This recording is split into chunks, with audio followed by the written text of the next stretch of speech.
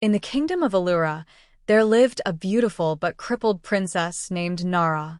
Her life had taken a tragic turn after her father, King Balaam, and her older brother, Prince Darius, died mysteriously in a battle. Nara, the only surviving child, was confined to a wheelchair after an accident left her unable to walk. The people of Allura, once loyal and kind to her, turned cold after her father's death. They whispered rumors that her mother, Queen Alina, had caused the accident that left Nara crippled, and even accused her of killing the king to seize power. Because Nara was without a husband and childless, her uncle, Lord Aramon, was made the temporary king. He ruled with a cold heart and cared little for the well-being of his niece. Under his rule, the villagers treated Princess Nara with scorn, mocking her whenever she passed by. In her father's time, she had been adored, but now people laughed at her, and none greeted her with the respect she once enjoyed. One bright afternoon, Princess Nara decided to go out in search of perfumes and jewelry. Despite her reluctance, she felt it was important to maintain some of her dignity, even if others no longer saw it. She wheeled herself through the cobbled streets of Allura's market, her head held high. But as soon as she entered the crowded street, the whispers began. "Look at her, thinking she's still royalty," one woman sneered. "She's cursed, that one," an old man muttered. "Her mother is the reason the king is dead, and now this poor girl suffers." As Nara wheeled further, the laughter grew louder. Children pointed at her, and some even mimicked her movements, pretending to wheel themselves around in cruel mockery. She clenched her fists, trying to ignore them, but the weight of their insults crushed her spirit. Just as the mocking voices reached a crescendo, a voice rang out above the crowd. "Enough!" The villagers turned, and Nara looked up to see a young man standing in front of her. He was tall, dressed in simple clothes, with a straw hat perched on his head. His face was stern as he glared at the crowd. "How dare you treat her this way?" he said, his voice firm but calm. "This is your princess, and no one deserves to be mocked for something beyond their control." The crowd fell silent, many of them looking away in shame. The young man turned to Nara and gently knelt beside her. "Are you all right, princess?" he asked softly. Nara looked at him, her eyes filled with surprise. No one had defended her in so long that she hardly knew how to respond. "Yes," she finally whispered. "But why did you help me? You don't know me." The young man smiled. "I know you better than you think, princess. My name is Farid. My father used to serve in your father's court before he died. I remember how kind you were to the servants, how you treated everyone with respect. You don't deserve to be treated like this." Nara blinked back tears. "But why now? Why would you risk angering the villagers to stand up for me?" Farid stood and tipped his hat. "Because no one, royal or not, deserves to be bullied and humiliated. You deserve better." After that fateful day in the marketplace, Farid's presence became a constant comfort to Princess Nara. He was not just her defender against the cruel words of the villagers, but also a companion who brought warmth and understanding into her life. Nara had grown accustomed to being alone, even in her own palace. Her mother, Queen Alina, remained distant, still grieving the loss of the king and burdened by the rumors that surrounded her. But Farid's company began to change all that. At first, Nara was hesitant. She had never allowed herself to believe that someone like Farid, a young and spirited villager, would be interested in her for more than the title she bore. Though he had been kind to her, she believed his gestures came from a sense of duty or pity. Yet, as days turned into weeks, something between them began to shift. One afternoon, Farid visited Nara at the palace, as he often did. They decided to take a walk through the palace garden, Farid gently pushing Nara's wheelchair along the winding paths. The flowers were in full bloom, and the air was filled with the scent of jasmine and lavender. "You know," Farid said, breaking the comfortable silence, "I think this garden is the most beautiful place in the kingdom." Nara smiled softly. "It was my father's favorite place. He used to bring me here when I was little, and we would spend hours talking." Farid glanced down at her. "Do you come here often?" "Not as much as I used to," Nara admitted. "It's hard to come alone. It reminds me too much of what I've lost." They stopped by a small fountain, the water trickling softly as birds chirped in the nearby trees. Farid knelt beside her chair, looking into her eyes. "You've lost a lot, Nara, but you still have so much to offer. Your heart, your kindness, none of that has changed." Nara felt a warmth spread through her chest at his words. She had always seen herself as less than whole since her accident, but Farid never treated her that way. In his eyes, she was more than a crippled princess. She was someone worthy of admiration. "You really think that?" she asked quietly. "I do," he said with a gentle smile. "And I think if you let yourself, you could see it too." From that day on, Nara began to open up more to Farid. She shared her thoughts, her dreams, and her fears with him, and in return, Farid revealed more about his own life. He told her about his father's service in the palace, how he had grown up admiring the royal family from afar, and how, even as a young boy, he had always thought Nara was special. "I remember seeing you once, when I was just a boy," Farid confessed one evening as they sat in the palace courtyard, watching the sunset. "You were with your brother, laughing. I didn't know what it was at the time, but there was something about you that drew me in. You were kind even then." Nara blushed at his words, unsure of how to respond. She had never considered that someone like Farid might have noticed her before all the tragedy in her life. "You must think I'm silly," Farid said with a chuckle. "A village boy dreaming about a princess." "No," Nara said quickly, shaking her head. "Not silly at all. I think it's sweet." As their friendship deepened, Farid began to look at Nara differently. He admired her strength and resilience, and he found himself thinking about her more and more when they were apart. The way she laughed when he told a joke, the way her eyes lit up when she spoke of her dreams for the kingdom, it was all becoming more important to him than he had expected. One day, as they sat together in the garden again, Farid found himself nervously fidgeting with a flower in his hand. He hadn't planned on saying anything, but the words seemed to tumble out of him before he could stop them. "Nara, I've been thinking about us." Nara, who had been watching the birds fly overhead, turned to him, her eyes curious. "What do you mean?" Farid took a deep breath. "I mean, I've been thinking about how I feel. About you." Her heart skipped a beat. She hadn't expected him to say that, though part of her had secretly hoped for it. "What do you feel?" "I've always admired you, Nara. Even before I knew you. But now it's more than that. I care about you. More than I ever thought I would." Nara stared at him, her heart racing. She had never imagined that someone like Farid could have feelings for her. You do?" Farid nodded, his expression earnest. "I don't care that you're a princess or that you're in a wheelchair. None of that matters to me. What matters is who you are. And I think I might be falling in love with you." For a moment, Nara was speechless. No one had ever spoken to her like that. She had always believed that her disability would prevent anyone from loving her, let alone someone as kind and genuine as Farid. Tears welled up in her eyes, but this time, they were not tears of sadness. "I don't know what to say," she whispered. "You don't have to say anything," Farid said softly. "I just wanted you to know." But Nara shook her head, reaching out to take his hand. "No, I do. I feel the same way, Farid. I've been afraid to admit it, but I care about you too. More than I ever thought I could." They sat there in the garden, holding hands as the sun set behind them, casting a warm golden light over the palace. In that moment, both of them knew that their lives had changed forever. What had started as a chance encounter in the marketplace had blossomed into something far more precious, something neither of them had ever expected. As the days passed, the bond between Princess Nara and Farid grew stronger. Their feelings for each other, once kept in the quiet of the palace garden, began to show in the smallest of gestures, a lingering glance, a gentle touch, a quiet laugh shared over an old memory. But the kingdom of Allura was not without its watchful eyes. Whispers about the blossoming affection between the princess and the village boy began to spread through the court and the marketplace.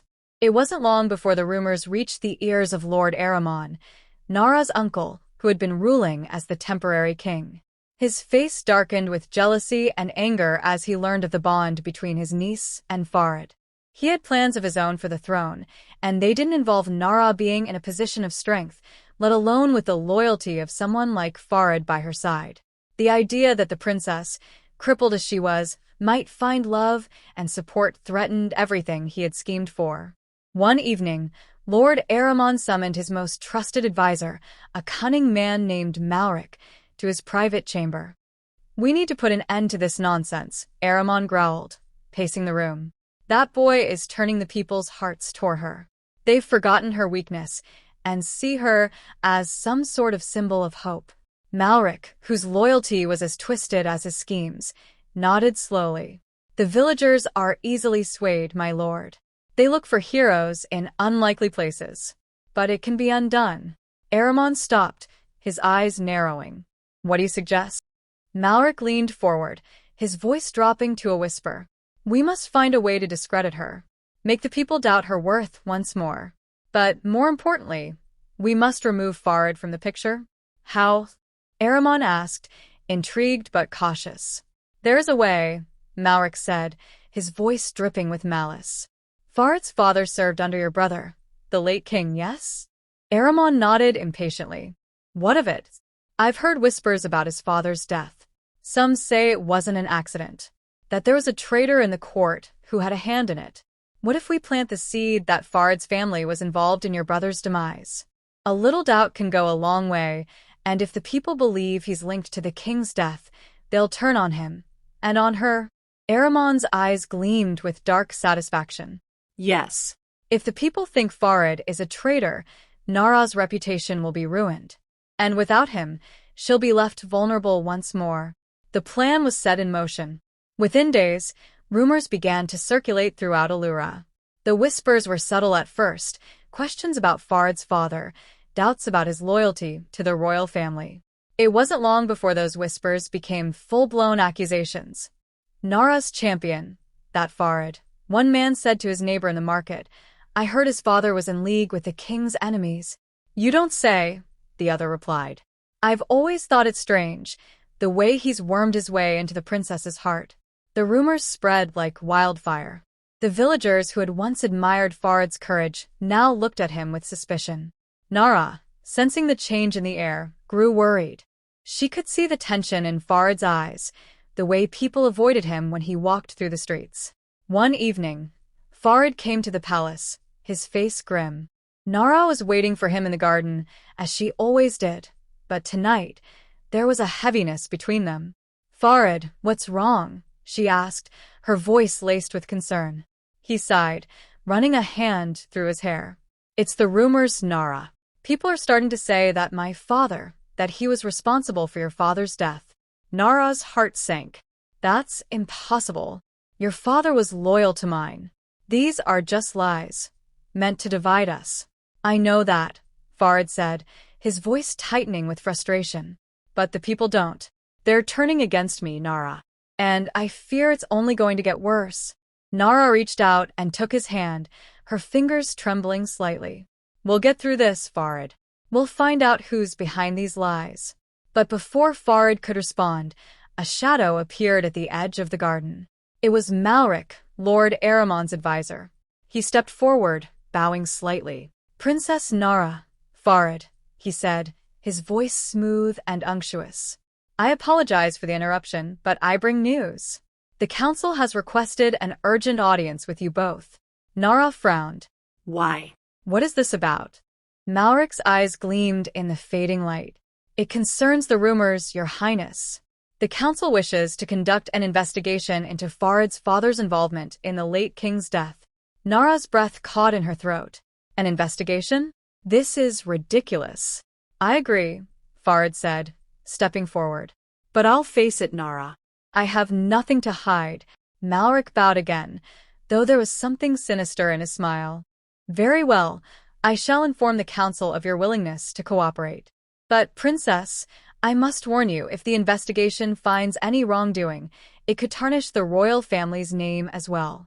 Be careful whom you defend." As Malric disappeared into the shadows, Nara turned to Farid, her heart racing with fear. "This is a trap, Farid. I can feel it." "I know," Farid said quietly, "but I won't let them tear us apart. Whatever happens, we'll face it together." Little did they know that Malric and Lord Aramon had already set their trap. As the investigation began, New evidence surfaced. False testimonies, fabricated documents, all pointing to Farid's father as a traitor. The people, once divided, now began to rally against him. Even the palace guards looked at him with suspicion. Tensions grew, and Nara found herself caught between her love for Farid and the pressure of the court. It seemed that the entire kingdom was conspiring to keep them apart.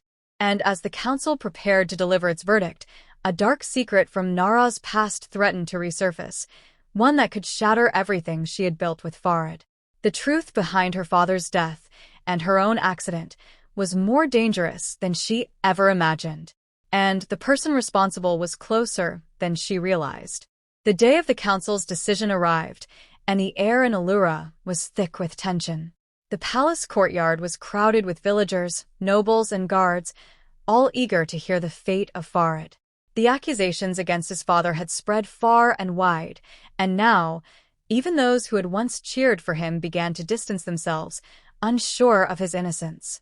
Princess Nara, seated at the front of the council chamber, watched anxiously as Farid stood before the gathered officials, his head held high despite the weight of the accusations. Beside him was Malric, smirking ever so slightly, as if he already knew the outcome. Lord Aramon, draped in royal regalia, presided over the proceedings, his face a mask of cold indifference. His eyes never met Nara's. Instead, they were focused solely on Farid, as if he was already sealing his fate in his mind. The head of the council, a stern-faced man named Lord Kalin, cleared his throat and addressed the assembly. "We have gathered here to determine the truth behind the accusations against Farid, son of Alric, a former servant of the late King Balam. The charges of treason against his father, and by extension, his family, weigh heavily upon us all. We shall hear the evidence and decide if justice must be served." Nara's heart pounded in her chest. She knew this trial wasn't just about Farid's father. It was a calculated attack to destroy them both, orchestrated by her uncle and his advisor. She could see it in the smug look on Malric's face, in the way Aramon's hands tightened on the arms of his chair. But she had no proof. All she had was her love for Farid and her belief in his innocence. One by one, witnesses were called to testify. Many of them were villagers who claimed to have overheard conversations between Alric and mysterious strangers, speaking in hushed tones about the king's fate. Others presented forged letters that seemed to implicate Farid's father in a plot to assassinate King Balam. Each piece of evidence felt like a nail being driven into the coffin of Farid's fate. Nara's hands clenched tightly in her lap. She knew these accusations were false, but the council didn't seem to care. Every word spoken against Farid was met with murmurs of agreement from the crowd. And worst of all, Lord Aramon remained silent, letting the tide of suspicion grow. As the final witness was dismissed, Lord Kalin turned to Farid. "Do you have anything to say in your defense?" Farid stepped forward, his voice steady despite the storm of accusations surrounding him. "My father was loyal to King Balam until the day he died. These claims against him are lies, manufactured to turn the people against me, and against Princess Nara. I have nothing to hide. But I ask you, do you really believe that someone like me, a villager, could orchestrate the fall of a king?" There was a ripple of uncertainty in the room, but it was quickly silenced by Malric, who rose to address the council. "My lords, Farid may be right that he alone could not have brought down a king. But treachery often begins in small places, with whispers and secret alliances. His father, a trusted servant of the royal family, had the perfect position to do just that." Nara's breath caught. She could see where this was going, and it filled her with dread. Malric continued, his voice oily and confident. "And perhaps the treachery doesn't stop with Farid's father. Perhaps the princess herself is unaware, but it would not be the first time a royal was deceived by those closest to them." A shocked murmur spread through the crowd. Malric's insinuation hung in the air like poison, infecting every ear that heard it. Nara's pulse quickened.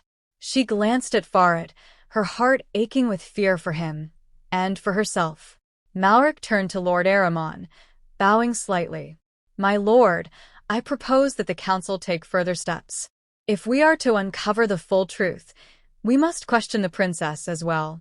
Nara felt the room spin as gasps erupted from the crowd. The idea that she could be implicated in her own father's death was unthinkable, yet Malric's words planted doubt. Nara's stomach churned. She could feel the weight of every eye in the room on her.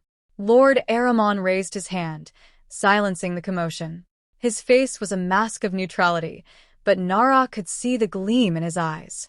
This was what he had been waiting for, an opportunity to strike at her and Farid in one swift blow. "I agree," Aramon said slowly, his voice carrying through the chamber. "The princess will be questioned. If there is any truth to these claims, it must be brought to light." Nara's heart sank. She knew that once they began questioning her, it would only be a matter of time before they twisted her words to serve their agenda. She had to think quickly. But before she could speak, an elderly woman in the back of the chamber stood and shouted, "Enough of this." The crowd turned to see an old woman, her face lined with age, but her eyes sharp with anger. Nara recognized her instantly. It was Amma, a former palace healer who had retired years ago. She had been close to Nara's father and had served the royal family for decades. "Amma," Nara whispered, her heart leaping with hope. Amma hobbled forward, leaning heavily on her cane. "I have kept silent long enough," she said, her voice shaking with emotion. "I was there the night King Balam died, and I know who was truly responsible." The room fell into stunned silence. All eyes were on the old woman as she approached the council, her gaze locked on Lord Aramon. It wasn't Farid's father who betrayed the king. It was someone much closer to the throne. Aramon shifted uncomfortably in his seat, his eyes narrowing. "What are you implying, old woman?" Amma stopped before the council, her voice rising with righteous fury. "I'm not implying anything. I'm saying it outright. The king was betrayed by his own brother, Lord Aramon." Gasps of shock echoed through the chamber. Nara's heart raced as she looked at her uncle, whose face had gone pale. Aramon rose from his seat, his voice trembling with anger. "How dare you?" he thundered. "You have no proof of such lies." But Amma stood firm, her voice unwavering. "I have all the proof I need. I saw you, Aramon. I saw you poison the king's wine that night. And I saw you pay off the men who were supposed to protect the princess's carriage the day of her accident." Nara's breath caught in her throat. The accident that had left her crippled, it hadn't been an accident at all. "Enough!" Aramon roared, but the damage was done. The crowd was in an uproar, and the council members were murmuring among themselves. Malric, seeing his plan unravel, moved swiftly to Aramon's side, whispering frantically. But it was too late. The truth was out, and the weight of the accusations hung heavily in the air. As the guards moved to restrain Aramon, Nara's heart pounded with both relief and anger. Her uncle had been behind it all: the death of her father, her accident, the false accusations against Farid. And now, at last, justice was within reach. But even as Aramon was dragged away, his eyes locked on Nara's, full of venom. "This isn't over, Nara," he hissed. "You may have won today, but the throne will never be yours." Nara met his gaze, her voice steady as she replied, "The people will decide who deserves the throne. And I will not let you destroy this kingdom." As Aramon was taken away, Nara turned to Farid, who had been silent throughout the revelation. His eyes were wide with shock, but as their gazes met, a smile tugged at the corners of his lips. "You did it," he whispered. "No," Nara said, her heart swelling with love and gratitude. "We did it.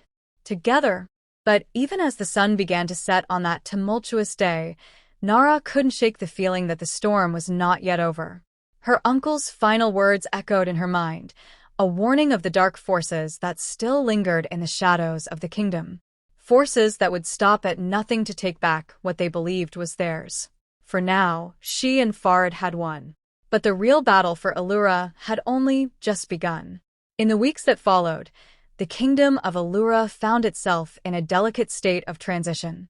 With Lord Aramon imprisoned and his crimes laid bare, Princess Nara was urged by the council to take her rightful place as queen. The villagers, once divided and skeptical of Nara, now saw her in a different light. The truth of her father's death and her uncle's betrayal had spread far and wide, and the people's hearts, once filled with doubt, now overflowed with admiration and guilt for how they had treated her. But while the kingdom celebrated the fall of a tyrant, Nara could not find peace. Ahriman's final words echoed in her mind. This isn't over. She knew her uncle too well. He had always been cunning, always plotting in the shadows. Even from his prison cell, Nara felt the weight of his presence, a shadow that lingered over her every decision. Farid, too, could sense her unease. One evening, as they walked through the palace gardens, he gently took her hand. "You've been quiet, Nara. What's troubling you?" Nara sighed, staring out at the moonlit flowers, their petals glowing in the soft light. "I can't help but feel that something is still wrong. My uncle, he wouldn't go down so easily." "He's always had a plan, Farid." "What if he still does?" Farid's brow furrowed, but he squeezed her hand gently. "We exposed him, Nara. He's in prison and the kingdom is behind you now. Whatever plans he had, they've failed." Nara turned to face him, her eyes searching his. "I want to believe that. But there are things I haven't told you." Farid's expression shifted, a mix of curiosity and concern. "What things?" Nara took a deep breath.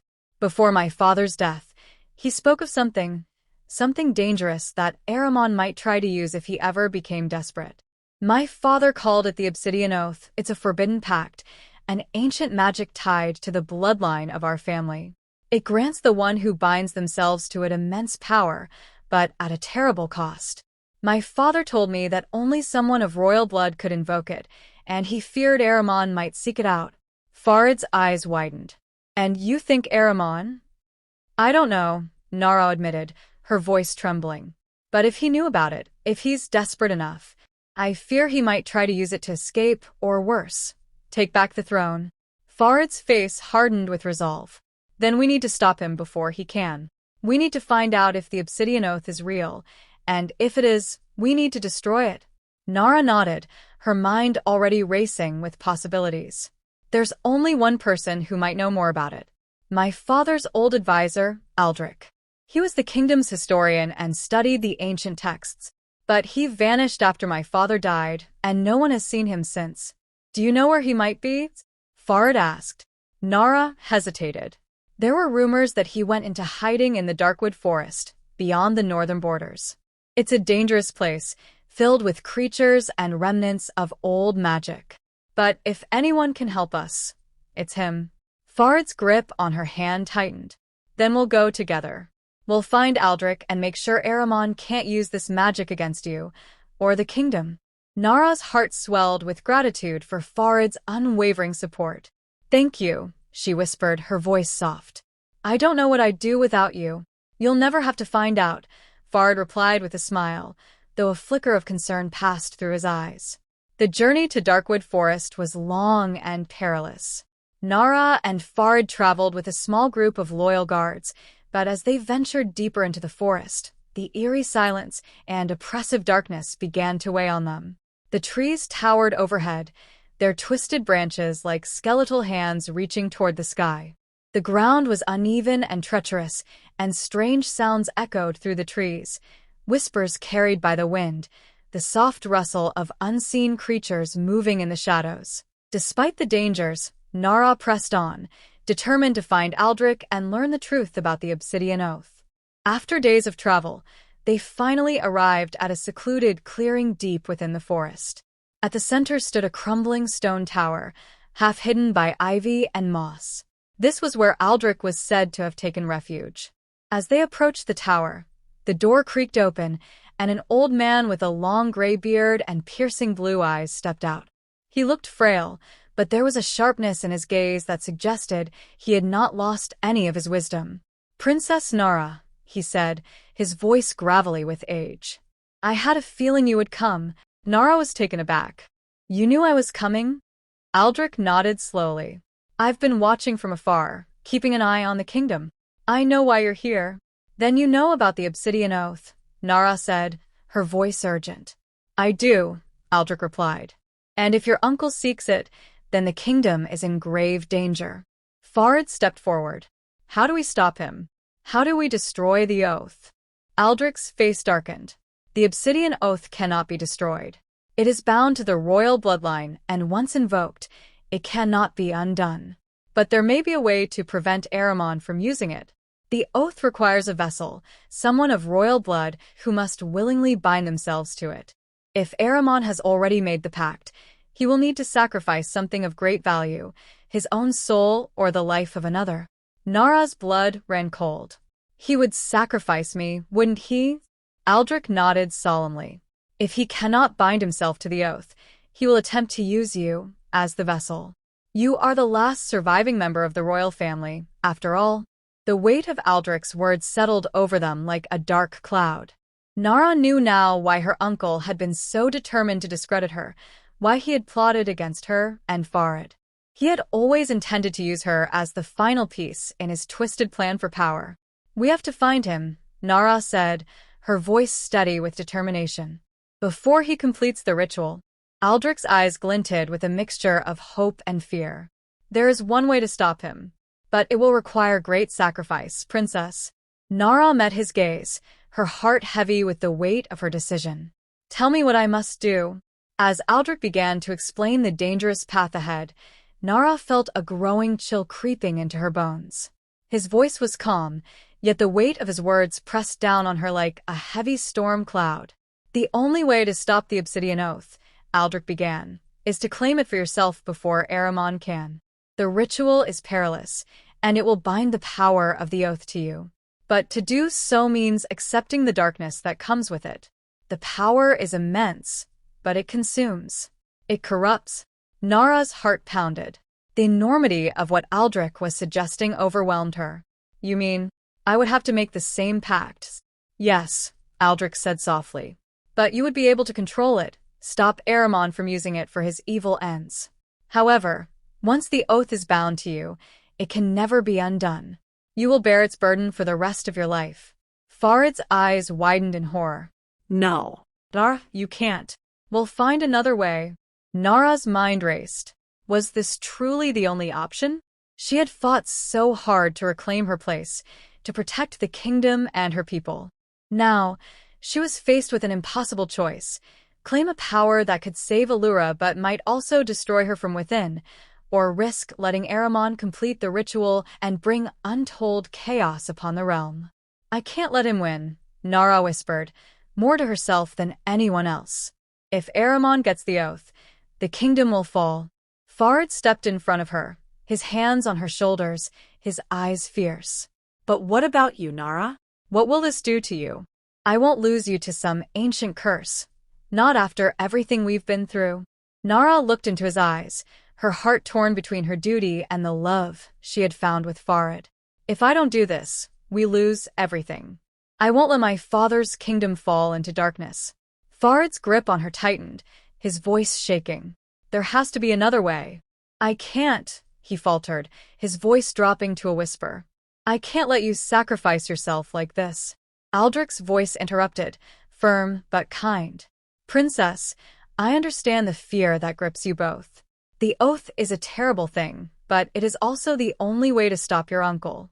If you are to succeed, it must be done before the next full moon. That is when the magic will be at its strongest, and when Ahriman is most likely to strike. Nara's pulse quickened. The full moon was only days away. She had little time to prepare, but more importantly, she had little time to decide. I don't have a choice, she said quietly, pulling away from Farid and turning back to Aldrich. What must I do? Aldrich's eyes gleamed with a mixture of sadness and admiration. You will need to travel to the obsidian cavern, far beneath the mountains of Kale. There, you will find the heart of the oath's power.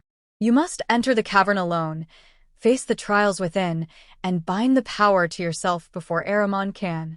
And what if Ahriman reaches it first? Farid asked, his voice cold with dread. Aldrich's expression darkened. Then the kingdom will be lost. Ahriman will have control over the oath's power, and he will stop at nothing to secure his reign. Nara nodded, her mind made up. Then we leave at once. We can't waste any time. Farid's eyes blazed with determination. I'm coming with you. No, Nara said, shaking her head. Aldrich said I have to go alone. This is something only I can do. But I won't leave you, Farid protested, his voice thick with emotion. Not like this. I promised I'd stay by your side. Nara's heart ached at the pain in his voice, but she knew the truth. The oath required a royal bloodline. The dangers of the cavern were hers to face, and she couldn't risk Farid's life. You've already saved me, Farid. Now I have to do this on my own. Farid's jaw clenched, but he nodded, stepping back with reluctance. Then, at least let me come with you to the entrance. I won't let you go into those mountains alone. Nara's heart swelled with love for him. She stepped closer, placing her hand on his cheek. I couldn't stop you even if I wanted to, she said with a sad smile. The journey to the obsidian cavern was treacherous. The mountain path was narrow, lined with jagged rocks and cliffs that plunged into unseen depths. The wind howled around them as they climbed, pushing them back at every step. But Nara pressed on, her determination unwavering, even as fear gnawed at the edges of her mind. Farid stayed close, his presence a steady comfort in the face of the unknown.